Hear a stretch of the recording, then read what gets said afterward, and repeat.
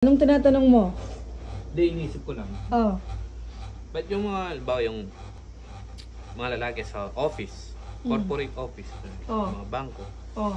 di ba naka ano yan, naka-uniform sila, maganda, Oo. di ba? Bakit yung medyas nila hanggang dito? Bakit nga ba? Malay ko, inisip ko nga eh. Akala ko naman, alam mo yung sagot.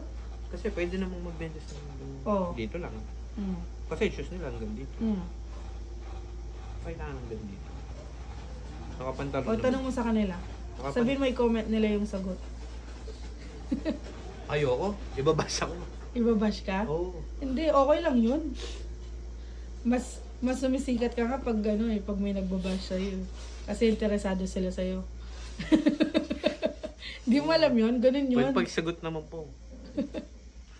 Ang kapatid ko nagbabang sa bangko. Tanungin ko din siya.